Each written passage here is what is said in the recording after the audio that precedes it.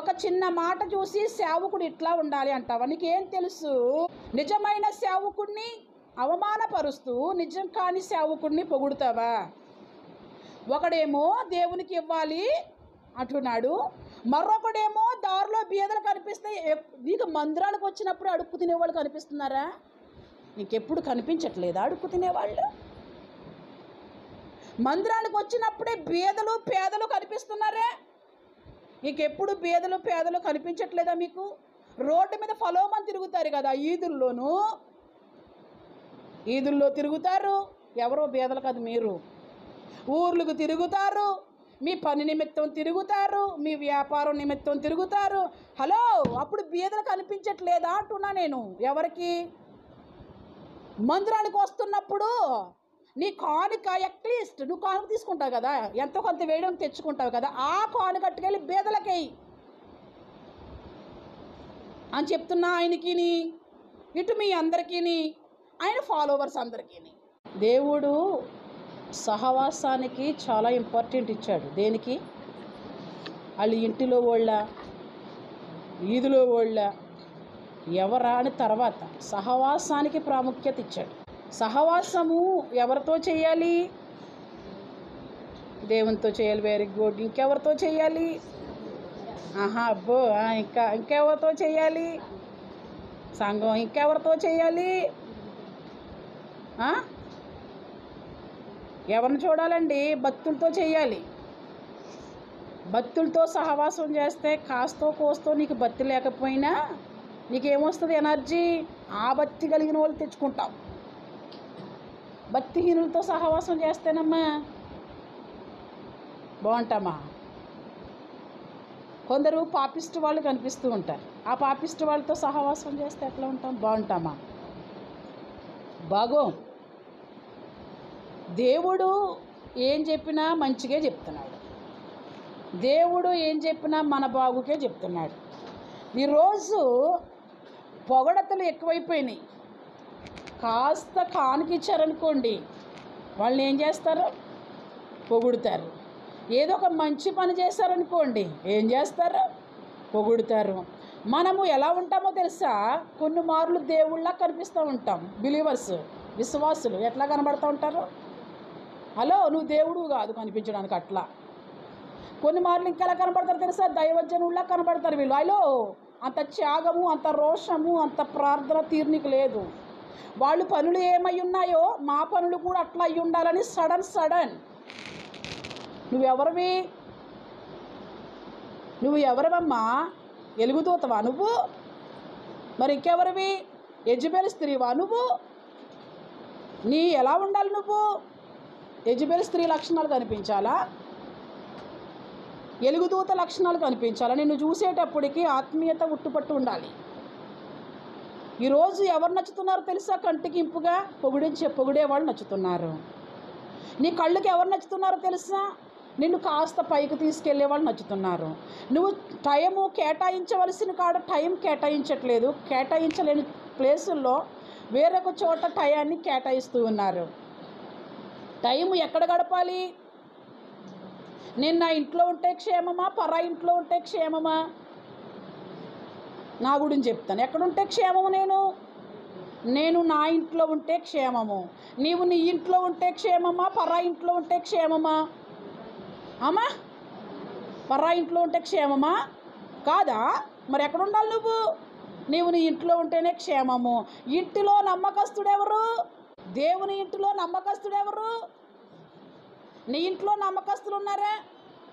దేవుని ఇంట్లో నమ్మకస్తులు ఉంటే దేవుని సంఘము అభివృద్ధి అవుతుంది. నీ ఇంటిలో నమ్మకస్తులు ఉంటే నీ ఇల్లు అభివృద్ధి అవుతుంది. నీవు నీ ఇంట్లో నమ్మకత్వం లేకపోయినా, దేవుని ఇంటిలో నమ్మకత్వం లేకపోయినా కష్టం. ఎంతో ప్రార్థనలు, విజ్ఞాపనలు, త్యాగము చేసేది వేరే వాళ్ళు. నీవేం చేస్తున్నావు? నీకోసం ప్రార్థించేవాళ్ళు నీ సేవకుడు, విజ్ఞాపన చేసేవాడు నీ సేవకుడు, నీ చుట్టూ కంచేసేవాడు నీ సేవకుడు, నిన్ను ఆశీర్వదించేవాడు నీ సేవకుడు, నీ పక్షాన పోరాటం చేసేవాడు నీ సేవకుడు. అందుకే కదా ఆజ్ఞ పాటించాలని ప్రభు పెట్టాడు.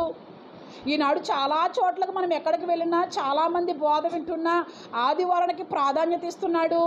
ఆదివారాన్ని మించి ఆశీర్వాదం ఇంకెక్కడా రాదు. అసలైన ఆశీర్వాదము ఎక్కడుంది?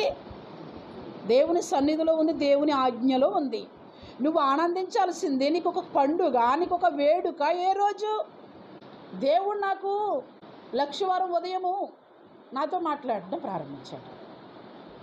అప్పుడు నేను వెంటనే రూతు అందుబాటులో ఉంటుంది, కిచెన్లో ఉంటుంది కనుక రూతు బైబిల్ డైరీలో పట్టరా అన్నా. నేను డైరీ బైబిల్ పట్టుకొచ్చి నాకు ఇచ్చింది, బెడ్ దగ్గరికి ఇచ్చింది. అప్పుడు ఇలా పెట్టుకుని రాసుకుంటాం కదా, అక్కడ ఉంటుంది. అట్లాంటిది కూడా ఇమ్మంటారమ్మంటే లేదు, పిల్లో పెట్టుకుని రాసుకుంటాను నేను అని చెప్పి రాయడం ప్రారంభించాను. రాసిన తరువాత నేను చాలా విషయాలు విన్నాను. ఎక్కడి నుంచి? బయట నుంచి. అన్నీ రాసేసినప్పటికీ దేవుడు ఆశ్చర్యకరు. అప్పుడు చాలా విషయాలు చెప్తుంటే నాకు భయం వేసింది. నెక్స్ట్ నా సబ్జెక్ట్ ఇదే, సండే నా టాపిక్ ఇది. వీళ్ళందరూ ఎట్లా చెప్తున్నారేంటి, సత్యవతి ఎట్లా మాట్లాడుతుంది ఏంటి అని చెప్పి చదువుకున్న వాళ్ళని పిలిచి ఇట్లా రా, నేను ఏం రాసుకున్నానో చూడు అన్నా. నేను పేపర్లో నోట్బుక్లో అబద్ధ ప్రవర్తనలు రాశారు అన్నారు. ఇంకేం రాశాను అన్నాను. అబద్ధ సేవకులను రాశాను. ఆ వ్యాఖ్యానం అంతా నీకెందుకులే, ఆ వ్యాఖ్యానం దేవుడు నాకు చూపించింది. ఈ రెండు రాశానా, ఇది రేపు సబ్జెక్టు. మీరు చెప్తున్న వాటి గురించి చెప్తే మేము చెప్పామని అమ్మగారు మెసేజ్ ప్రిపేర్ అయ్యి వచ్చారని అనుకోవడానికి వీరలేదు. మరి నేను అక్కడ ఆల్రెడీ అక్కడ కూర్చున్నాక రాయాలి, బయటకు వచ్చాక రాయాలి. బయటకు రాకుండానే లోనే రాసేసాను కాబట్టి సరిపోయింది. మరి వీళ్ళు చెప్పేటప్పటికి నేను రాయకుండా ఉంటే ఏమందరు? నేను చెప్పేసరికి వీళ్ళు రాయకుండా ఉంటే ఎట్లా ఉంటుంది? ఒక్కొక్కసారి ఒక్కొక్కరికి వార్నింగ్ ఇస్తూ ఉంటామండి. ఈ లోపల ఎవరు ఎంటర్ అవుతూ ఉంటారు, డోస్ వాళ్ళకి కూడా పడిపోతూ ఉంటుంది. వీళ్ళు ఏమనుకుంటారో తెలుసా? ఆమెకిస్తుందా నాకిస్తుందా, ఆమెకిస్తుందా నాకిస్తుందా. హల్లెలూయా. అట్లాంటి నులివెచ్చని స్థితిలో వాళ్ళు కూడా ఉన్నప్పుడే చూపించాను ఇది, ఈ మెసేజ్ నేను. అప్పుడు చెప్పాను, బిడ్డలారా, దేవుడు బాగు చేయడానికే మాట్లాడతాడు, పాడు చేయడానికి మాత్రము. ఒక వ్యక్తిని మంచి పాత్రగా మలచడానికే దేవుడు మాట్లాడతాడు, కానీ నువ్వు దేవునికి దూరం అవుతావని కాదు అని నేను చెప్పాను. నేను అనుకున్నాను అబద్ధ ప్రవర్తన గురించి నేను చాలా మార్లు చెప్పాను, అబద్ధ బోధకుల కోసం చెప్పలేదు, అబద్ధ బోధకుల కోసం చెప్దాము అనుకున్నాను. ఈ లోపల ఒక స్టేటస్ పెట్టుకున్నాడు. ఏమనంటే, తండ్రి సన్నిధి షాలేం రాజు గారు, దేవుడు నీకు 10 రూపాయలు ఇచ్చాడు అనుకో, చిలకలూరు పేట, ఓకే, తెలుసు కదా, ఆ దేవుని స్తోత్రం. మీకు అందరూ తెలుసు, తెలియని వాళ్ళు ఎవరున్నారు? తెలియని వాళ్ళు ఎవరున్నారంటే దేవుడు ఒక్కడే తెలియదు మీకు, మిగతా వాళ్ళు మీకు తెలుసు మొత్తం. దేవుని ఉద్దేశమే తెలియదు, దేవుని భారం తెలియదు.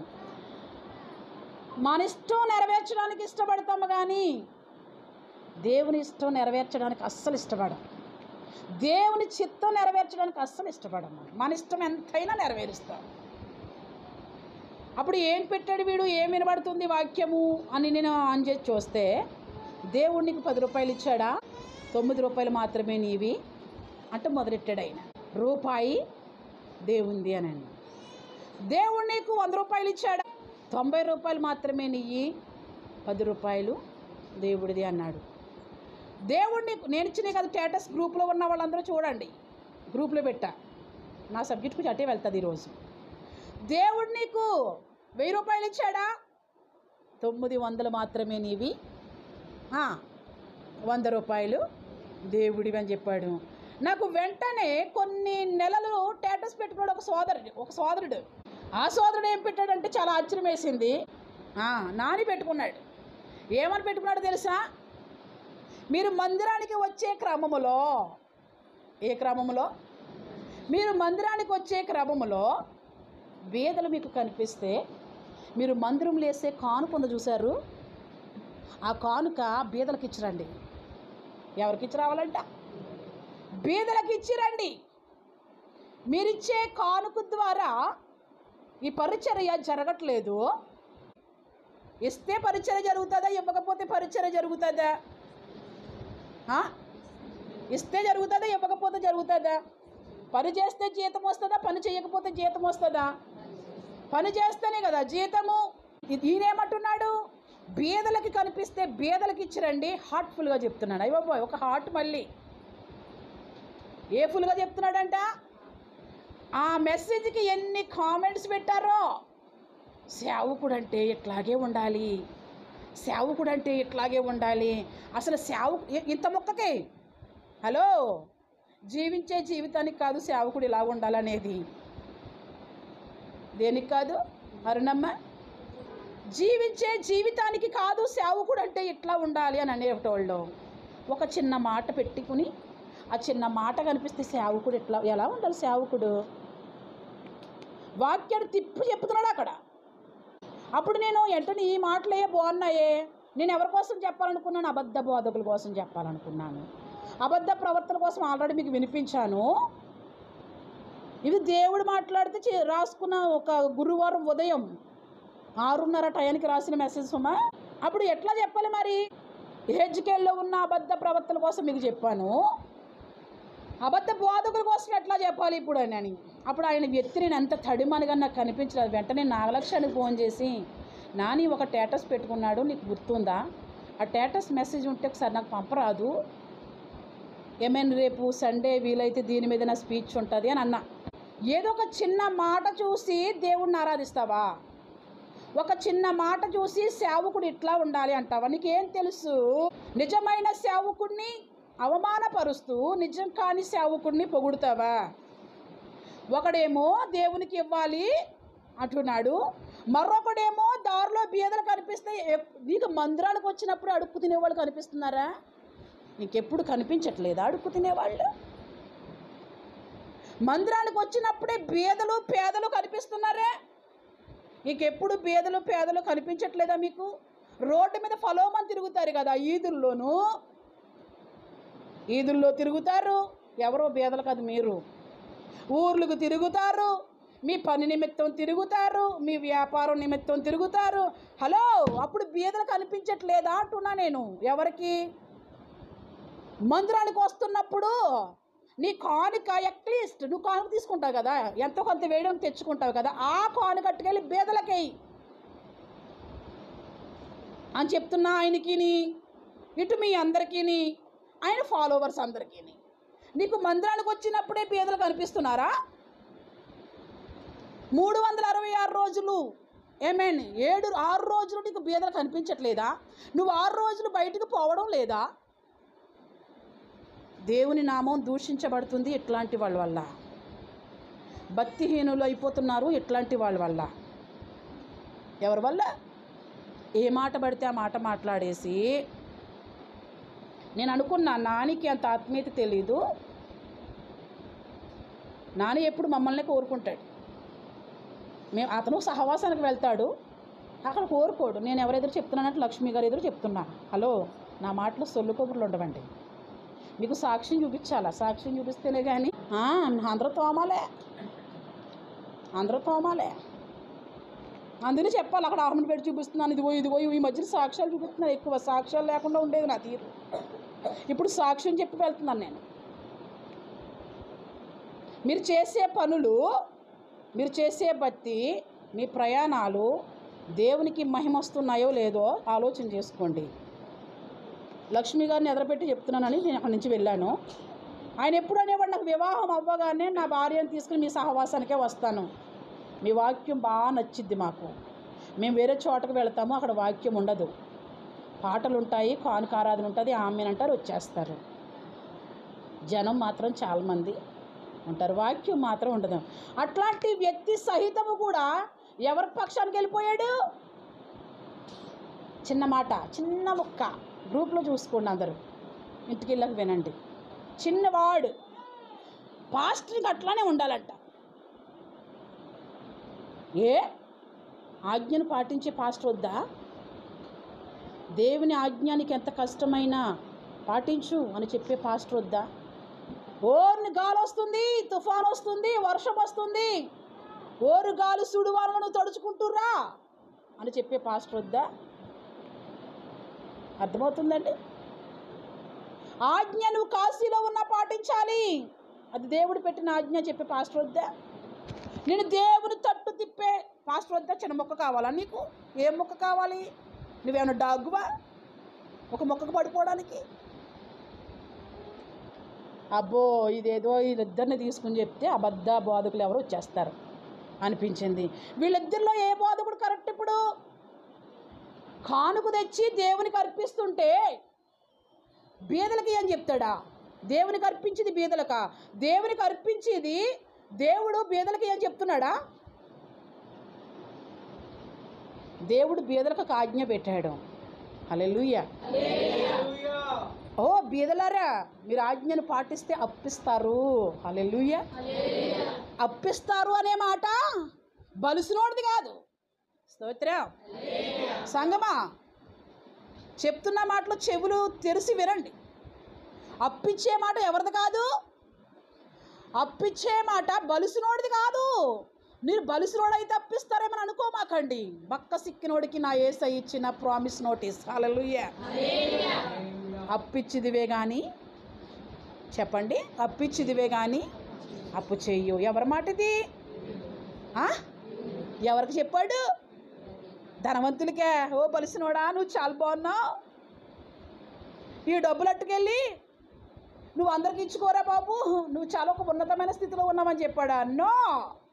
బీదలకి ఒక ఆజ్ఞ వేసి నా ఆజ్ఞ ప్రకారం మీరు జీవిస్తే అనేకులు ఎదుట, గనుల ఎదుట, స్తోత్రం, మిమ్మల్ని హెచ్చిస్తాను, మిమ్మల్ని ఆశీర్వదిస్తాను. బిడ్డలారా, మీరు బీదలని అనుకుంటున్నారా? పేదవారని అనుకుంటున్నారా? అప్పిస్తారు మీరు. స్తోత్రం.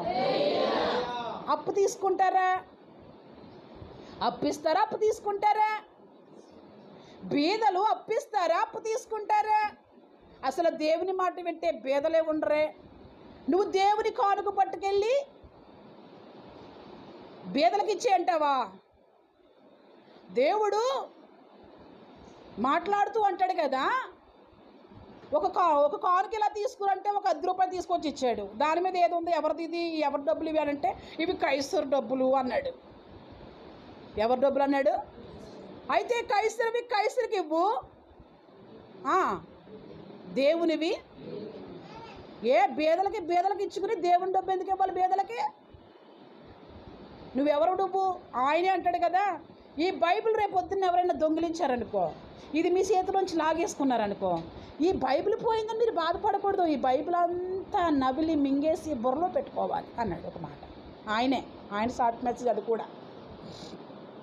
ఆ మెసేజే నాగలక్ష్యానికి పెట్టి ఈయన చెప్పిన ఛానల్కి వెళ్ళి ఈయన ఫోటో కనబడితే కొంచెం ఆ మెసేజ్ తీసుకురా, ఆధారం పెట్టి చెప్తాను, ఇంకా బాగుంటుంది, ప్రజలకు బాగా అర్థమవుద్ది అన్నాను నేను. ఆ మెసేజ్ పెట్టను లేదు, ఆమె రాను లేదు. అరే బంగారి, బయటికి వెళ్తే చస్తావు. ఎక్కడికి వెళ్తే? మార్కెట్లో అడుగు పెడితే చస్తావు అన్నా నేను. విన్నాడా? చచ్చిపోయాడా? చచ్చిపోయాడు వాడు. కొంప కళ్ళు మనిపోయింది. ఊరు నోట పరుగునొచ్చారు చూడాలి అని. పిల్లలు ఏడుస్తూ అమ్మగారు నాన్న లేడు అని గుమ్మం ద్వారం దగ్గరికి వచ్చాడు. నేనన్నాను వాడికి ఏం కాలేదు లేరా. స్తోత్రం. బుధవారము ప్రయాణం చేసి వచ్చి బుధవారం ప్రార్థనలో ఉండి, బుధవారం నేను బయటికి వెళ్ళాను, కట్రిన్ కొని వెళ్ళాను. బుధవారం సాయంత్రం అయ్యేసరికి ఇంటికి వచ్చాము. ఇంటికి రాగానే మీరే ఫోన్ చేశారు. స్తోత్రం చెప్పండి. నీ క్రియలు నా దేవుని ఎదుట యోగ్యంగా లేవు. డెలెట్, స్కిప్ కొడతాడు నా దేవుడు. ఆశీర్వాదానికి ఒక స్కిప్ కొడతాడు. మెసేజ్ వస్తుంది, మీరు వింటారా?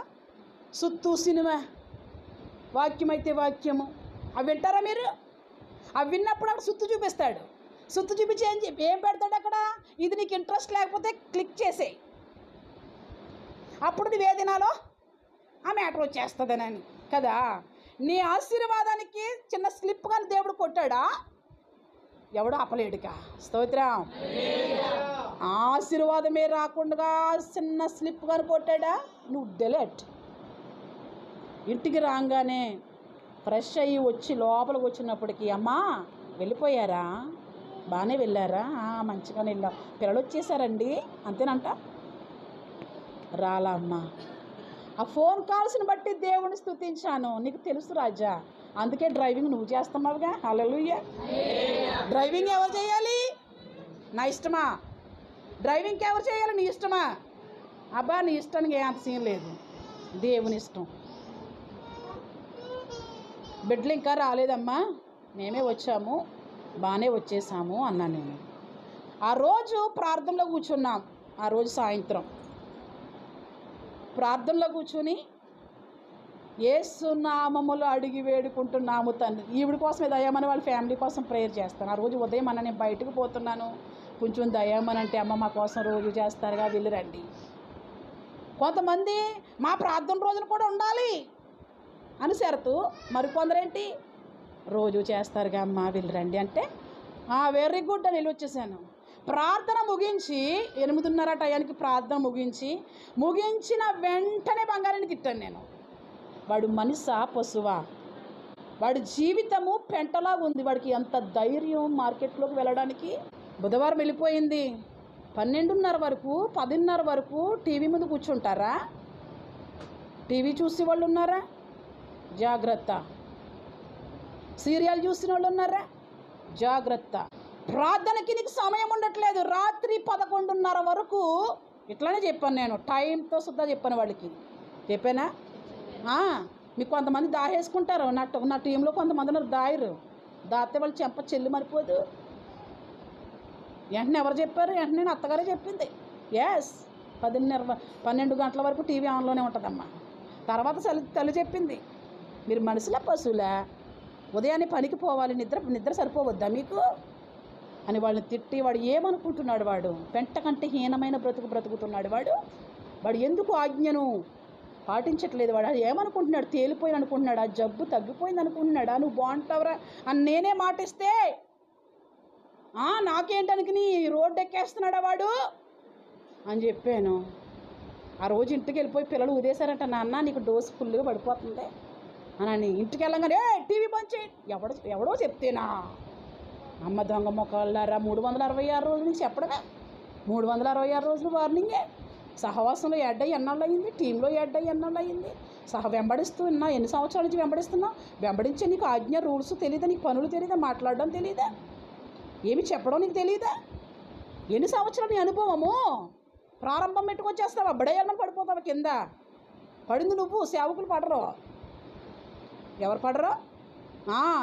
కొంచెం చూపిద్దాం, నేనేంటో చూపిద్దాం, నా టాలెంట్ ఏదో చూపిద్దాం అనుకుంటే ఎవరు పడతారు? ఎలుగు వచ్చింది. వీళ్ళు అన్నారు అక్కడికి, అమ్మ కోప్పడకండి, వాడి పరిస్థితి బాగాలేదు, మీరు కోప్పడ్డారంటే అంతే సంగతులు వాడికి. కోప్పడకండి అమ్మ, కోప్పడకండి. ఏంటి దేవుడు చూస్తున్నాడుగా, నేను కాదు భయపడాల్సింది మీరు, ముందు దేవునికి. హల్లెలూయా. దేవునికనే చెప్పానా? తర్వాత నేను దేవుడు చూస్తున్నాడని భయపడ్డా మీకు? అమ్మగారు చెప్పేసారు అని అంటున్నారే. ఉదయం లేవంగానే బ్లడ్ పడింది వాడికి. ఆ రోజు హాస్పిటల్కి వెళ్తున్నాడు వాడు. అమ్మా వాడికి ఎట్లా అయ్యిందా? పెంట అన్నానుగా రాత్రే. హల్లెలూయా. రాత్రి అన్నానుగా పెంట వాడి జీవితం అని. హాస్పిటల్కి పోతున్నాడుగా, వెళ్ళని అన్నాను నేను. డాక్టరు బాగున్నాడు, సూపర్గా ఉన్నాడు అన్నాడు. నాకు అక్కడి నుంచే ఫోన్ చేసి, అమ్మా బాగున్నాడు సూపర్గా, నోరు ఉమ్మై పొలు రాలు కూడా వేస్తా మళ్ళీ అన్నాను నేను. డాక్టర్ మాట వింటున్నావా? నేను ఇక్కడి నుంచి మాట్లాడతా. ఏమన్నాను? వాడు వైద్యం చేయలేక అదేనంట బాగానే ఉన్నాడని నిన్ను మేగేసి, నీ భర్తను మేగేసి పంపించేస్తున్నాడు. వాడి మాట తెప్పుకుని బాగానే ఉన్నాడని ఊరేగించుకుంటూ వచ్చావు కాక, వాడు బాగాలేదు, వాడి పరిస్థితి క్రిటికల్ అని చెప్పాను నేను. ప్రార్థన టీంలోనే అప్పుడే చేసింది ఆమె కూడా. అలాగే ఉందలేమ్మా, మీ తమ్ముడు వాటం చూస్తున్నా, అలాగే పొద్దున కూడా ఇలా కదమ్మా అని. మరి అతను ఏమీ చెప్పలేదా వాళ్ళంటే? ఏమీ చెప్పలేదమ్మా అంది. ఇంటికి వచ్చారు హాస్పిటల్ నుంచి, బల్లును అంతు కట్టుకున్నాడు. బ్లడ్ ఇంత బ్లడ్ కక్కాడు. ఎంతలా ఉన్నవాడు ఎంత బ్లడ్ కక్కాడు? ఇంకా చూసుకోండి, వీధి వెళ్ళిపోయాడని వచ్చేసారు అంతే. వీధంతా వచ్చేసారు, జనమందరూ వచ్చేసారు. ఏం తెలియని పరిస్థితి. పిల్లలిద్దరూ ఏడుస్తూ వచ్చేసారు. మా నాన్న లేడు పాస్టర్ అమ్మగారు అని. ఎవడు చెప్పాడు? ఎవడు చెప్పాడురా మీ నాన్న ఉన్నాడు, స్తోత్రం అని వాళ్ళు ధైర్యపరిచి అని అడుగు నేను బయటికి పెట్టలేదు. పాస్టర్ గారు చెప్పా ప్రార్థన చేస్తారండి. ఆయన వెళ్ళారు, కానీ ఆయనకంటే అడుగు ముందు నేనే బయట పెట్టాను, పిల్లల్ని తీసుకున్నాడండి అని. వాడి జీవితం చూస్తే అయిపోయింది, ఇంకా బంగారిగాడు లాస్ట్ అయిపోయాడు అనుకున్నారు. చాలామంది చాలా రకాలుగా మాట్లాడుకున్నారు, చాలా ప్రయత్నాలు చేశారు. చిన్నబ్బాయి హాస్పిటల్కి తీసుకువెళ్ళారు. ఇంకొక ఆంతి వెళ్ళిందా, ఆయన ఏమన్నాడు, ఇంకొక బ్లడ్ వామిటింగ్ అంటే మీరు తిన్నది కక్కడం కాదండి, బ్లడ్. ఆ బ్లడ్ ఉత్తి బ్లడ్డే కాదండి, ఇంత ముక్కలు పడి మీరే చెప్పారు, నేను చూడండి అట్లాంటి చూడండి కూడా. ఆ రాత్రి ఏమన్నా నేను పెంట, హల్లెలూయా. ఉదయం అయినప్పటికి ఏమొచ్చింది, పెంటేనా? పెంట అంటే వేస్ట్, డస్ట్బిన్, హల్లెలూయా. తుక్కేసుకునేది. ఆయన ఒక మాట చెప్పారు, ఈ రాత్రికి చూడండి, జాగ్రత్తగా చూడండి, వేరే చోటకి రాసిస్తాను నేను, ఇక్కడ ఆ టైపు డాక్టర్ ఇక్కడ లేడు, ఈ రాత్రికి చాలా జాగ్రత్తగా చూడండి. ఇంకొక వామిటింగ్ వెళ్ళాడంటే ఇంకా ఆ వామిటింగ్లోనే వాడి ప్రాణం పోద్ది అన్నారు. ఇంకెలా ఉంటుంది? డాక్టర్నే కాండి నమ్ముతాం, ఏ దిక్కు లేనప్పుడు, శరీరం సహకరించలేనప్పుడు కాస్త నమ్మేది ఎవరిని నమ్ముతాం? అందుకే డాక్టర్లు దేవుళ్ళు అంటాంగా. డాక్టర్ అంటే ఎవరంటాం? ప్రాణం పోస్తాడని దేవుడు అంటాం. ఆ డాక్టరే ఇంకొక వామిటింగ్ ఇలా వెళ్ళిందా, ఇంకా అతడు ఉండడు అని చెప్పాడు. రాత్రి ఎట్లా గడుస్తుందో, ఏం మాట వినాలో బాబాయ్. రాత్రి అన్నప్పటికే భయం అనిపించింది. ఉదయం లేచాను, ఆమె యథావిధిగా వచ్చింది, ఆ పని చేసుకుంటుంది. వాడు ఎలా ఉన్నాడని మాత్రం అడగల, రోజు అడిగేదాన్ని. ఈమె పనులు చేసుకుంటుంది, అది వచ్చి దాని పనులు చేసుకుంటుంది, కిచెన్ పని అంతా చేసుకుంటుంది. నేను ఏం మాట్లాడలా. ఎలా ఉన్నాడంటే మళ్ళీ ఇంకోటేదో చెప్తారు, ఇంకోటేదో చెప్తే ఎట్లా ఉంటుంది, ఇంకా స్పీడ్ కూడా వేద్దా. అందుకని నాకు అవసరం పని చేసుకుని పోనయ్యానని వీళ్ళందరూ వెళ్ళిపోయిన తర్వాత అప్పుడు మళ్ళీగా బయటకు వచ్చి ఈమెను అడిగాను, బంగారు ఎట్లా ఉన్నాడంట అని. ఈ లోపల అదే రెడీ అయిపోయి హాస్పిటల్కి తీసుకెళ్ళడానికి వచ్చింది. అమ్మ ఉదయం 2 వామిటింగ్స్ వెళ్ళిపోయింది, 1.5 లీటర్ బ్లడ్ పోయిందట ఆ రోజుకి. అవునా, వాడు ఎలా ఉన్నాడు అన్నాను నేను. అప్పుడు నేను ఒకటే చెప్పాను, వాడైతే వెళ్ళే పరిస్థితిలో లేడు, నువ్వు ధైర్యంగా ఉండు, ఎన్ని వామిటింగ్స్ వెళ్ళినా ధైర్యంగా ఉండు, హాస్పిటల్కి తీసుకువెళ్ళు అని. డాక్టర్ ఏమన్నాడు, ఇంక వెళ్ళిపోయాడు, వెళ్ళిపోతాడు అని చెప్పేశారు. ప్రజలందరూ ఏమనుకున్నారు, వెళ్ళిపోయారు అనుకున్నారు. దేవుడు ఏం చేశాడు? నేను ఒకటే చెప్పాను, ఏదో ఒకటి అడ్డయ్యవయ్యా, స్తోత్ర, ఏదో ఒకటి అడ్డయ్యయ్యా. ఇట్లాంటి పరిస్థితుల్లో ఏమని నేను అడగలేను, కానీ కాస్త దయ చూపవయ్యా, వాళ్ళ ముఖం చూస్తాను. హల్లెలూయా. వెళ్ళిపోయాడు. అక్కడ కూడా పరిస్థితి చాలా దారుణమే చెప్పారు. వాళ్ళు మాటలు విని మీరు టెన్షన్ పడకండి, ధైర్యంగా ఉండండి. ఈ రోజుని కుర్రోడు సూపర్గా ఉన్నాడు, స్తోత్రం. సూపర్గా ఉంచిన దేవునికి 2 చేతులు పైకి. నువ్వు కూడా అట్లాంటి సమస్యల్లో ఉన్నావా, అట్లాంటి వ్యాధితో ఉన్నావా, అట్లాంటి బాధతో ఉన్నావా, ఆదరణ లేక ఉన్నావా, శరీరం క్షీణించి ఉన్నావా, దేవుడు నీకు సహాయం చేస్తాడు. హల్లెలూయా. లోపల స్టిక్కర్లు వేస్తామని అన్నారట, గొట్టం పరీక్ష చేసి. అయ్య బాబాయ్, లోపల చాలా దారుణంగా ఉంది, స్టిక్కర్లు వేసే పరిస్థితి మాకు ఎక్కడా కనిపించట్లేదు, రేపు వేస్తాము అన్నారట. నేను ఉదయం ఫోన్ చేసి, అమ్మ గొట్టం పరీక్ష చేసి స్టిక్కర్లు వేస్తామన్నాడు, చెప్పట్లేదమ్మా అంది. నా భయ్యం మళ్ళీ వామిటింగ్ అంటాడేమో వీడని. అవును, అట్లా ఎందుకు అన్నారు, చూసి చెప్తారంట మనని. ఆ గొట్టం పరీక్షలోనే స్టిక్కర్లు వేసేస్తారు, స్తోత్ర. అద్భుతం. డాక్టర్ కూడా అనుకోకుండానే వైద్యం చేశాడు, అన్నీ వేసి. ఎవరికి? నీకు చెప్పాడా? ఏమని చెప్పాడు? ఎలా బ్రతికాడు? బ్రతకవలసిన వాడు కాదే. హల్లెలూయా. ప్రార్థన ఆలకించేవాడని, దేవుడు ఉన్నాడని మరొకసారి రూఢి చేశాడు ఈ అత్యల్పులమైన మన జీవితాల్లో, స్తోత్రం. ఒక వాగ్దానం పెట్టాను, ఆ రోజు 2 వాగ్దానాలు పెట్టాను నేను, వాడి కోసమే పెట్టా. బలహీనులైన వారందరినీ దేవుడు తేరు చూసి, సోదరా మిత్రమా నీ చేయి పైకి చాపు అన్నాడట. చేయి చాపాడంట, వెంటనే వాడి చేయి స్వస్థ అయిందంట. హల్లెలూయా. ఇంట్లో వాళ్ళకి విశ్వాసం లేదు, అందరూ పోయాడనే. భార్య, బిడ్డలు, తల్లి అందరూ వెళ్ళిపోయాడనే. నా శిస్తు సంవత్సరంలో దానికి ఒప్పుకోతాం. హల్లెలూయా. నన్ను ప్రేమించే కుటుంబం అండి, నా కోసం నిలవబడే కుటుంబం అండి, నా కోసం పరిగెట్టుకొచ్చే కుటుంబం అండి. నేను ఎట్లా అనుకుంటాను, తల్లి అనుకుంది, తల్లి అనేది నాకు నమ్మకం లేదా మీరు వెళ్ళిపోతాడు అని. మరి వాడి పరిస్థితి అంతే కదా, మరి ఉంటాడని ఎట్లా అంటారు? ఆ కండిషన్తోనే కదా వాళ్ళ నాన్న వెళ్ళిపోయాడు. వాళ్ళ నాన్న ఉన్నప్పుడు అట్లా బ్లడ్ వచ్చింది అట్లా వెళ్ళిపోయాడు. మరి చూసిన వాళ్ళ ఇంట్లో విశ్వాసం ఎలా ఉంటుంది? ఉంటుందా? నిన్నో మొన్నో రొట్టెలు వేసుకుంటారు కదా, టిఫిన్ బట్టలు పెట్టుకున్న ఆవిడ రమ్య అని అడిగిందంట, ఎట్లా ఉన్నాడు మీ అన్నయ్య అని. మా అబ్బాయా అంట, వాళ్ళ తమ్ముడట, సేమ్ యాజ్ ఇట్ ఈజ్. హల్లెలూయా. ఇలానే వాంతు కప్పుకున్నాడు, బ్లడ్ వచ్చింది, మా తమ్ముడు విత్ సెకండ్లో పోయాడు. కానీ మీ పాస్టర్ అమ్మగారి వల్లని స్తోత్రం. రెండో వాగ్దానం పెట్టాను, అక్కడ ఉంది, అది ఏ వాగ్దానం నాకు గుర్తులేదు. గుర్తుందా మీకు? చూపించాను ఆ రోజు వాగ్దానం, వాడి కోసమే పెట్టాను, ఇది విశ్వాసంతోనని. గుర్తుందా? గుర్తుండదా? రెండో చక్కటి వాడు పెట్టాను, మరి బహు ఎక్కువగా మేలు చేస్తాడని ఏదో పెట్టాను, నేను చక్కటి వాగ్దానం పెట్టాను. కానీ దేవుడు చాలా దయ చూపించాడు, ప్రేమ చూపించాడు, కానీ ప్రార్థన ఆలకించాడు. వాడిని, వాడి భార్యని, వాడి పిల్లలు ఇద్దరు చిన్నోళ్ళు కదా, చాలా చిన్నోళ్ళు. నాన్నని ఎవరిని పిలుస్తారు? ఇంకొకడు నాన్న లోటు తీర్చలేడు, ఇంకొకడు ఎవరి లోటు తీర్చలేడు కదా. ఈ రోజున దుఃఖంలో లేకుండా ఆరాధనే కానివ్వండి, వాళ్ళే కానివ్వండి, ఇలా తిరుగుతున్నారంటే మహాదేవుడు పెట్టిన ప్రాణభిక్ష. హల్లెలూయా. నీకైనా దేవుడే సహాయం చేయాలి, నాకైనా దేవుడే సహాయము, మనందరికీ దేవుడే సహాయం చేయాలి. సహాయం చేసే దేవుని దగ్గరికి మనం వచ్చాము, ఖచ్చితంగా మేలులు ఉపకారాలు మనము పొందుకోవాలి. దేవుడు ఎన్నో ప్రమాదాల నుండి, ఎన్నో కీడుల నుండి తప్పిస్తూ తప్పిస్తూ తప్పిస్తూ వస్తున్నాడు.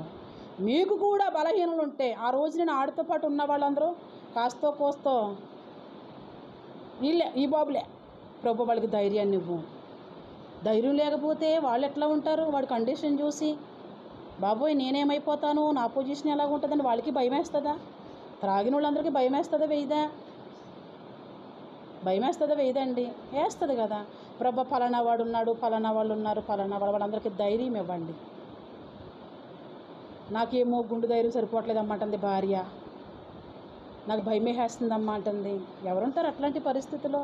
అన్నీ కళ్ళ చూస్తున్నప్పుడు ఏడ్చేస్తుంది, నేను వెళ్ళను హాస్పిటల్కి అని. నువ్వు కొంచెం దూరంగా ఉండు, ఎంకన్నా ఉన్నాడు కదా, కొంచెం దూరంగా ఉండు, వాళ్ళు ఉంటారు చూస్తారు, కానీ నువ్వు ధైర్యంగా ఉండు. వాళ్ళ విశ్వాసం ఏంటి వెళ్ళిపోతాడని, వాళ్ళ విశ్వాసంలో నువ్వు చెప్పి నువ్వు వెళ్ళిపోయినా ధైర్యంగా నువ్వు ఉండు. కానీ జాగ్రత్తగా వెళ్ళి నేను ప్రార్థన చేస్తాను కదా, నువ్వు కూడా మనసులో ఏదో అనుకుంటూ ఉండనని. కానీ చనిపోయిన బంగారేని ఎన్నో మార్లు దేవుడు వాడికి కృప చూపించాడు. దేవుని కృప అన్ని మార్లు ఉంటుందని అనుకోమాకండి. కొన్ని మార్లు ఉంటుంది, కొన్ని మార్లు ఉండదు. ఉండడానికి ఏదో ఒక అర్హత ఉండాలి, లేదు అంటే అక్కడ ఏ అర్హత కూడా లేదు అని అర్థం. ఆ రోగి మీద ఆ వాక్యము చెప్పాలి అంటే, ఆ రోగి వచ్చి కూర్చున్నప్పుడు వాక్యం చెప్తాను. బైబిల్లో రోగులను దేవుడు ఎట్లా ప్రేమించి సహాయం చేశాడు అని అనేది. ఈరోజు నా సబ్జెక్టు ఏంటనంటే, చెప్పాను కదా, ఒకడేమో మందిరానికి దేవునికి ఇవ్వాలనేవాళ్ళు, మరొకలేమో మందిరానికి వచ్చే క్రమంలో బీదవాళ్ళు కనిపిస్తే బీదవాళ్ళకి ఇవ్వాలనేవాళ్ళు. వీళ్ళిద్దరిలో ఎవరు కరెక్టు? వింటున్న వారికి, వెంబడిస్తున్న వారికి ఎవరిని ఫాలో అవ్వాలనిపిస్తుంది? దేవుడికి తెమ్మన్నవాడు కనిపించాడు అనుకోండి, వీళ్ళకి ఎలా ఉంటుంది? వీడు ఎంతసేపు తెమ్మండమే అంటారు వాడిని, ఎవరిని చెప్పినోడిని. వద్దు పేదవాడికి ఇచ్చిరా అని అంటే వీడికి ఎలా ఉంటుంది? వీడి ఫాలోవర్స్ ఎక్కువైపోతూ సేవకుడు అంటే ఇట్లాగే ఉండాలి, సేవకుడు అంటే ఇట్లాగే ఉండాలని. మంచి వాళ్ళేమో మోసగాళ్ళు, మంచి వాళ్ళనేమో అబద్ధికులు, మంచి వాళ్ళనేమో దూషిస్తూ, మంచి వాళ్ళనేమో అపహాసం చేస్తూ ఉన్నారు నిజమైన సేవకుడిని.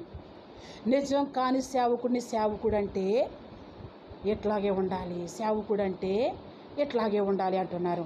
వీళ్ళిద్దరిలో ప్రజలందరూ ఎలాగా అర్థం చేసుకుంటున్నారో మనకి ఎందుకు, కానీ నా సంఘానికి నేను చెప్పుకునేది ఏంటంటే వాక్యము ఏమంటుంది. హల్లెలూయా. పరిశుద్ధ బైబిల్ గ్రంథము దేనికి సపోర్ట్ చేస్తుంది? బీదలు కనిపిస్తే ఇచ్చి రండి అనే దానికి సపోర్ట్ చేస్తుందా? లేదు, నీ చేతికి 10 రూపాయలు వస్తే 1 రూపాయి పట్టుకుని రా అని చెప్పడానికి బైబిల్ సపోర్ట్ చేస్తుందా అని చెప్పడానికి మేము ముందుకు వచ్చాను నేను ఈరోజు. హల్లెలూయా. దేవుడు అబద్ధ బోధకుల్ని విడిచిపెట్టలేదు, దేవుడు అబద్ధ ప్రవర్తనను విడిచిపెట్టలేదు, పాపం చేశారని దేవదూతలను కూడా విడిచిపెట్టలేదు. హల్లెలూయా. బంధించి దేవదూతల్ని శిక్ష కోసం ఒక చోట ఉంచాడట. ఎవరెవరిని విడిచిపెట్టలేదు? అబద్ధ సేవకుల్ని విడిచిపెట్టలేదు, అబద్ధ ప్రవర్తనని విడిచిపెట్టలేదు, దేవుని దూతలను కూడా విడిచిపెట్టలేదు. వీళ్ళందరూ పూర్వం నుంచి వస్తున్న వాళ్ళనే విడిచిపెట్టలేదు. మరి మనల్ని విడిచిపెడతాడా? అక్రమములో ఉంటే, అవిధేయతలో ఉంటే, ఏమండి అపనమ్మకస్తులుగా ఉంటే దేవుడు మనల్ని విడిచిపెడతాడా? మనల్ని కూడా విడిచిపెట్టడం. అంటే ఆయన ఏం చెప్తాడో తెలుసా? పూర్వం వాళ్ళు చూపించి పోయిన వారం మీకు చెప్పాను. ఏమని చెప్పాను? దేవుడు అంటే తన స్వరత్వం కోసం ప్రాణం పెడితే క్రూరమైన తోడేళ్ళు ఏం చేస్తున్నాయంట? వంకర మాటలు చెప్పి, ఏంటంట? వంకర మాటలు చెప్పి పాడు చేసేస్తున్నాయంట. కొంతమంది శిష్యులను ఈడ్చుకుపోతున్నాయట. మందిరానికి వెళ్తావా అని ఈడ్చుకుపోవడం, వెంబడిస్తావా అని ఈడ్చుకుపోవడం. ఎవరిని? అపోస్తుల కార్యాల్లో ఉంది నా టాపిక్. అది మన పోయిన వారం చెప్పింది జ్ఞాపకం చేస్తున్నాను. ఎవరినంటే శిష్యులను వంకర మాటలు చెప్పి, తొంటరి మాటలు చెప్పి, సహవాసంలో ఉంటావా, ప్రార్థనా కూటానికి ఉంటావా, నమ్మకంగా వెళ్ళిపోతావా, శుక్రవారం వెళ్ళిపోతావా, ఆదివారం వెళ్ళిపోతావా? భక్తుల మాటలు కాదవి. ఎవరి మాటలు మరి? ఎవరి మాటలండి? భక్తిహీనుల మాటలు. క్రైస్తవ్యమని ఒక దండం పెట్టుకుని ఒక పాట పాడేసి వెళ్ళిపోవడం కాదు, క్రియలలోనూ ఆచరణలోనూ చూపించాల్సింది. సేవకుడు వస్తుంటే దేవుడు వస్తున్నాడు అనే విశ్వాసంలోకి నువ్వు రావాలి. సేవకుడితోనే నా దేవుడు వస్తాడట, సేవకుడితో నా దేవుడు ఉంటాడట. ఆయనే మాట ఇచ్చాడు. మాట ఇచ్చి అబద్ధం ఆడడానికి మనిషి అనుకుంటున్నారా? ప్రభువా నువ్వు మాట ఇచ్చావు, ఈరోజు సేవకుడు నా ఇంటికి వస్తున్నాడు, నా గృహం దీవించబడాలి అన్నటోళ్ళు ఎవరున్నారు? ఈరోజు నా సేవకుడు వస్తున్నాడు, నన్ను బ్లెస్ చేస్తాడు. హల్లెలూయా. ఈరోజు సేవకుడు వచ్చినప్పటికీ ఇల్లంతా పరిశుభ్రంగా ఉండాలి. నా సేవకుడితో ఎవడొస్తున్నాడు? దేవుడు వస్తున్నాడు. అప్పుడే వాళ్ళు బాగుంటారు, ఆ ఇల్లంతా బాగుంటుంది. ఎందుకు బాగుంటుంది? ఆమె విశ్వాసాన్ని బట్టి బాగుంటుంది. హల్లెలూయా. ఆమె విశ్వాసం కనపరుస్తున్న రీతిని బట్టి ఆ కుటుంబం బాగుంటుంది. ఆమెకి విశ్వాసం లేకపోతే ఇల్లు బాగుంటుందా? ఆ ఇల్లు ఏం బాగోదు. ఈరోజు ఈ ఇద్దరిలో ఎవరిలాగా ఉండాలో, మీ కానుక బీదలకు ఇవ్వాలో లేక మీ కానుక దేవునికి అర్పించాలో మీకు చెప్పాలని మీ ముందుకు వచ్చాను. పరిశుద్ధ బైబిల్ గ్రంథం నుండి మా 2 పేతురు 2 అధ్యాయము 1 నుంచి.